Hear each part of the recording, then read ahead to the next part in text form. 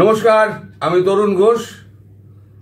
আচ্ছা, আপনাদের মনে হয় না যে হঠাৎ পুতিনের সঙ্গে শেখ হাসিনা কেন যোগাযোগ হলো? এই অবস্থায় যোগাযোগ হওয়াটা তো খুব স্বাভাবিক নয়। কেন যোগাযোগ হলো? পেছনের কারণটা কি? নিশ্চয়ই ভাবাচ্ছে, আমাকেও ভাবিয়েছে।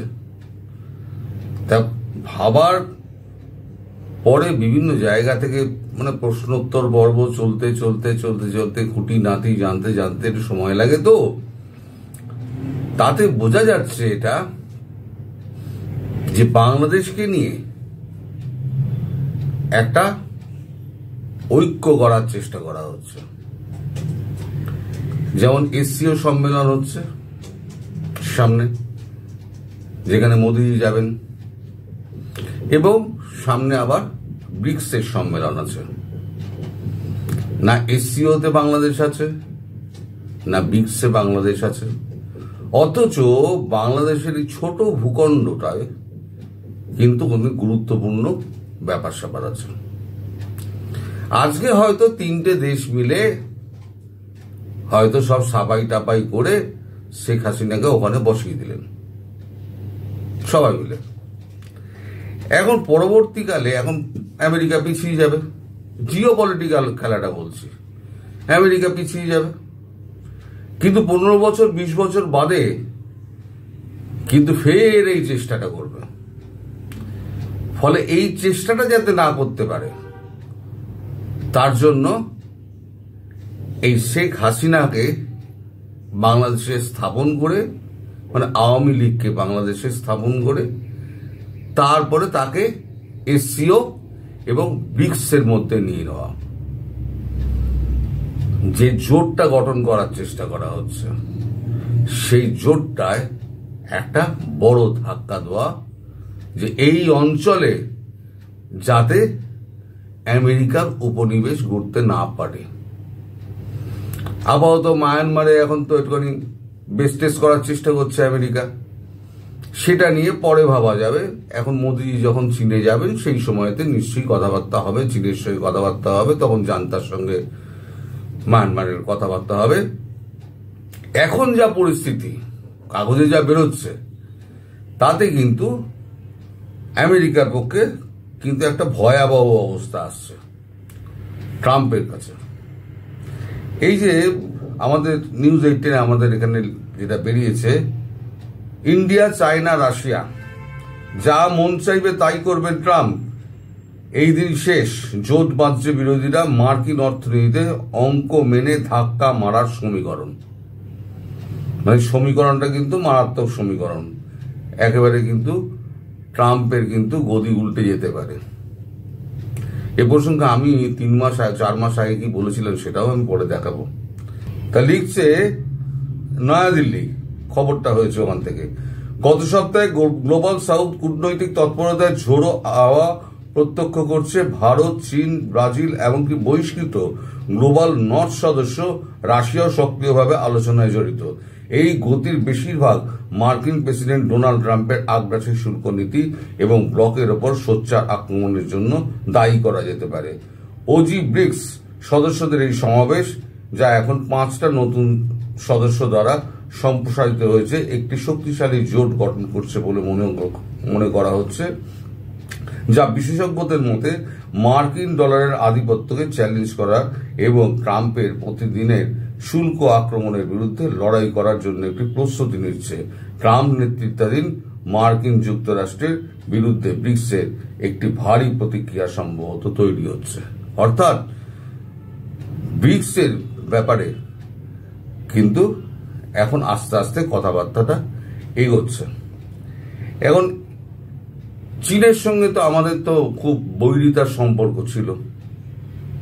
শেখ হাসিনার প্রসঙ্গে আবার আসছে, কেন শেখ হাসিনাকে প্রয়োজন? ব্রিক্সের সঙ্গে বা চায়নার সঙ্গে আমাদের খুব সখ্যতা ছিল না, বৈরিতার সম্পর্ক ছিল।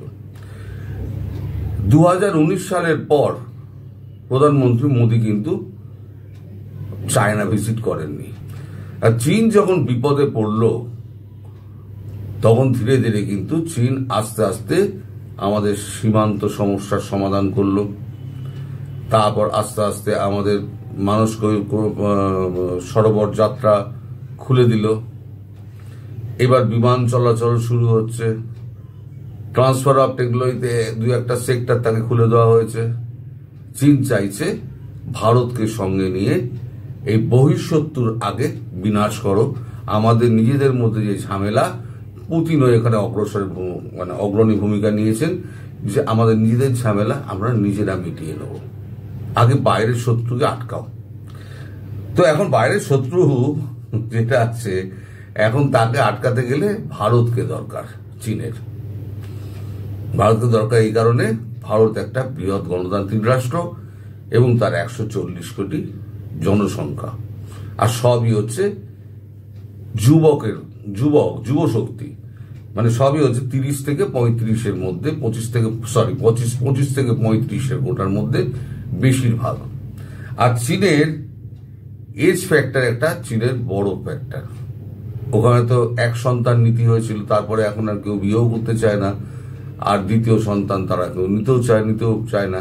এখন চীন সরকার বলেছে যে দ্বিতীয় সন্তান নাও, তাহলে পরে আমরা তোমাদের ভর্তুকি দেবো, কিন্তু কেউ সেটা আর করছে না, বিয়েই করতে চাইছে না, মানে চাকরি বাকরির এই অবস্থা। তো খবরে ফিরে আসি। খবর যেটা বলছে, ভারতের সঙ্গে সম্পর্ক মজবুত করার লক্ষ্যে এসসিও সম্মেলন উপলক্ষে প্রধানমন্ত্রী মোদীর সফরকে স্বাগত চীনের। মানে বেজিং এখন এমন উৎসাহী হয়ে উঠেছে, পারলে এখানে এসে ড্রাগন নাচ নাচিয়ে নাচিয়ে মোদীজিকে নিয়ে যাবে। মানে প্যাচে পড়লে সব গাছে ওঠে। তো যাই হোক, এটা খবরটা নিউ দিল্লি থেকে হয়েছে। খবরটা করেছে এবিপি আনন্দ। নিউ দিল্লি থেকে করেছে, ভারত চীন দ্বিপাক্ষিক সম্পর্ক কি মজবুত হওয়ার পথে? আসন্ন সাংহাই কোঅপারেশন অর্গানাইজেশন বা এসসিও সম্মেলন উপলক্ষে প্রধানমন্ত্রী নরেন্দ্র মোদীর সফরকে স্বাগত জানালো চীন। আমেরিকার প্রেসিডেন্ট ডোনাল্ড ট্রাম্পের অত্যাধিক শুল্ক চাপানো নিয়ে বিশ্বজুড়ে যে অস্থিরতা তৈরি হয়েছে, সেই প্রেক্ষাপটে নয়াদিল্লির সঙ্গে দ্বিপাক্ষিক সম্পর্ক আরো মজবুত করতে চাইছে বেজিং, এমনই মত ওয়াকিবহাল মহলের।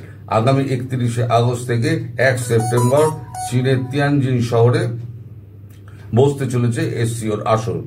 প্রধানমন্ত্রী মোদীর চীন সফরকে স্বাগত জানিয়ে চীনের বিদেশ মন্ত্রকের মুখপাত্র গুও জিয়াহুন বলেছেন, এসসিও গঠনের পর সব থেকে বড় আকারের সম্মেলন হতে চলেছে তিয়ানজিন সম্মেলন। তার কথায় আমরা বিশ্বাস করি যে সকল পক্ষের সম্মিলিত প্রচেষ্টায় তিয়ানজিন শীর্ষ সম্মেলন হবে সংহতি, বন্ধুত্ব এবং ফলপ্রসূ ফলাফলের সমাবেশ, এবং এসসিও উচ্চমানের উন্নতি একটি নতুন পর্যায়ে প্রবেশ করবে, যার মধ্যে বৃহত্তর সংহতি, সমন্বয়, গতিশীলতা এবং উৎপাদনশীলতা থাকবে। পারস্পরিক সহযোগিতার মাধ্যমে আঞ্চলিক স্থিতাবস্থা তৈরির লক্ষ্যে 2001 সালে এসসিও তৈরি হয়েছিল। এই ব্লকে এই মুহূর্তে 10টি সদস্যভুক্ত দেশ রয়েছে, যার মধ্যে রয়েছে, ভালো করে শুনবেন, বেলারুশ, চীন, Bharat, Iran, Kazakhstan, Kyrgyzstan, Pakistan, Russia, Tajikistan এবং উজবেকিস্তান। তিয়ানজিনের এই মিটিংয়ে 10 জন সদস্য রাষ্ট্রপ্রধানরা যোগ দেবেন। এখানে কিন্তু বাংলাদেশের নাম নেই। এখন এই যে বাংলাদেশ, কোনো জায়গাতেই বাংলাদেশ নেই, তাতে কি হচ্ছে? তাতে কি একটা শূন্যতার সৃষ্টি হচ্ছে, যে একটা ভূখণ্ডকে ছেড়ে দিয়ে আমরা বাকি সব করে নিয়েছি। একটা ছোট ভূখণ্ড, তাকে আমরা পাত্তা দিইনি, কিন্তু সেটা যে জিওপলিটিক্যালি এত ইম্পর্টেন্ট, সেটা আগে থেকে চিন্তা করা হয়নি। এখন সেই চিন্তাটা মাথায় এসছে। ফলে এই যে আমাদের ব্রিক্সের যে সম্মেলনটা হবে, ব্রিক্সের সম্মেলনটা, এটা তো এসসিও সম্মেলনটা তো বিরাট করে হচ্ছেই, আপনারা শুনতেই পেলেন যে খবরে যেটা বেরিয়েছে, সেখানে প্রচুর দেশকে নিয়ে আসা হচ্ছে, এবং ব্রিক্সের যে সম্মেলনটা হবে, সেই সম্মেলনটা নিয়ে মোদিজি কথা বলবেন চীনের প্রেসিডেন্ট শি জিনপিং এর সঙ্গে, এবং শি জিনপিং এর সঙ্গে যখন কথা বলবেন, তখন নিশ্চয়ই বাংলাদেশ প্রসঙ্গটাও আসবে। যদিও জয়শঙ্করজি চীন যাচ্ছেন, আমার মনে হয় জয়শঙ্করজি না গেলেও হয়তো শি জিনপিং হয়তো শেখ হাসিনার সঙ্গে কথা বলবেন না। যখন মোদিজি উপস্থিত থাকবেন, এবং জয়শঙ্করজি উপস্থিত থাকবেন, অজিত দোভাল উপস্থিত থাকবেন। সেই সময়তে শি জিনপিং এর সঙ্গে হয়তো শেখ হাসিনার কথাবার্তা হতে পারে, সেটা আগস্টের শেষের দিকেই হবে, যে কোনো দিন, মানে প্রধানমন্ত্রী গেলে হবে। 31 থেকে 1 সেপ্টেম্বর এই এসসিও সম্মেলনটা আছে, সেইখানে ব্রিক্সের ব্যাপারে কথাবার্তা হবে। এই ম্যাপটা দেখুন, এই ম্যাপটাতে আছে চায়না ওদিকে, আর তার আশেপাশে আছে ভিয়েতনাম, কম্বোডিয়া, থাইল্যান্ড, তারপরে আপনার ওদিকে আছে তাইওয়ানকে ছেড়ে দিয়েছে, Philippines, Brunei, Malaysia, Singapore, Indonesia. এই সাউথ চায়না সি ঘিরে যে বলয়টা রয়েছে, এই বলয়টাকে পুরোটাই নিয়ে আসা হবে ব্রিক্সের আন্ডারে, এবং আফ্রিকান কান্ট্রিগুলোকেও নিয়ে আসা হয় ব্রিক্সের আন্ডারে উইথ বাংলাদেশ। তাহলে কি হবে, এই ভূখণ্ডের পাশাপাশি অঞ্চলে আমেরিকার প্রবেশ নিষিদ্ধ হয়ে যাবে, এবং বিকল্প অর্থনীতির জন্য তৈরি করা হবে ব্রিক্সের মুদ্রা। এবার আমেরিকা কর, দাদাগিরি কর, এখানে শুল্ক চাপাচ্ছে, ওখানে শুল্ক চাপাচ্ছে, যা খুশি তাই করে বেড়াচ্ছে। দর্শক, যখন প্রথম ট্যারিফের ঘোষণা করেছিলেন ট্রাম্প 4 মাস আগে, মনে করুন 4 মাস আগে, তখন আমি একটা ভিডিও করেছিলাম। সেই ভিডিওটা আমি করেছিলাম পৃথিবী বনাম ট্রাম্প।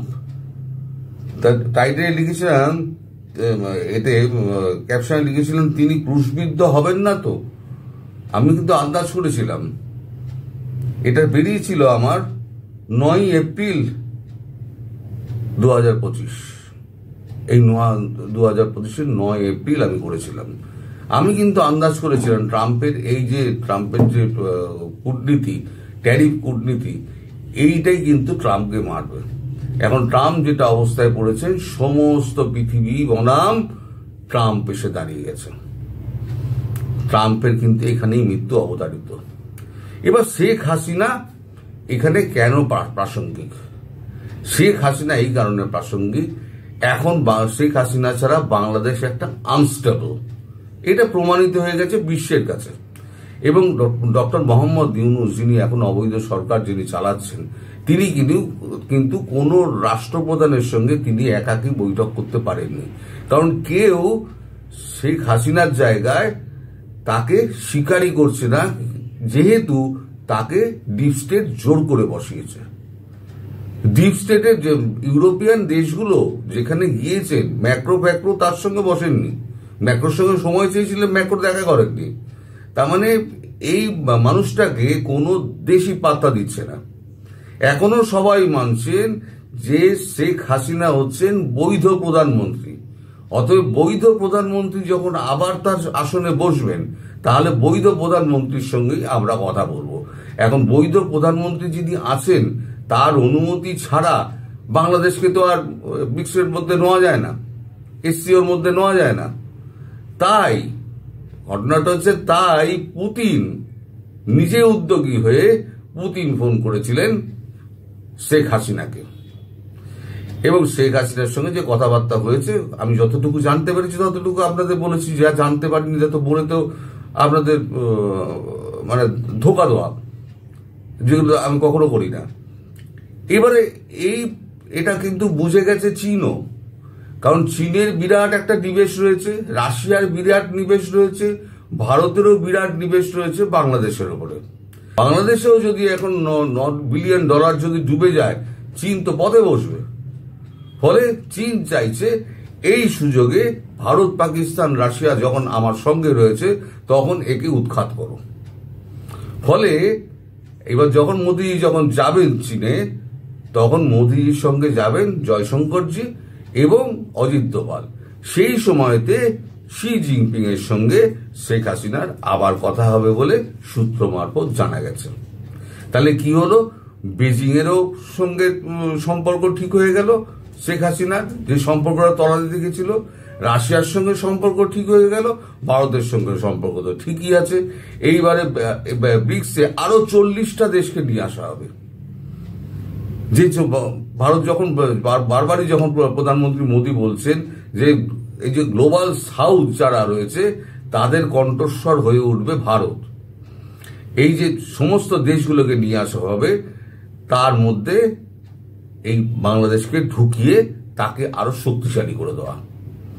এইবারে যদি ভবিষ্যতে যদি 15 বছর বাদেও মনে করে, কিন্তু 15 বছর বাদেও কিন্তু মানে বাংলাদেশ কিন্তু কোনোভাবেই কারোর হাতে গিয়ে পড়বে না। কারণ এখানে যে একটা অক্ষ তৈরি হচ্ছে, এই অক্ষটার মধ্যে কিন্তু বাইরের কোনো দেশ ঢুকতে পারবে না। তার জন্যই শেখ হাসিনাকে প্রয়োজন, আওয়ামী লীগকে প্রয়োজন। তাই 3টে দেশ মিলে ঠিক করেছে, সবাই মিলে আওয়ামী লীগকে এবং শেখ হাসিনাকে ওইখানে বসিয়ে দিয়ে তারপরে আলোচনাটা হবে। এইটা হচ্ছে মূল ব্যাপার। তো আরো কিছু খবর পাই দর্শক, তখন আমি আবার জানাবো। আপাতত এখানে শেষ করছি। সবাই ভালো থাকবেন, সুস্থ থাকবেন এবং সাবধানে থাকবেন। নমস্কার।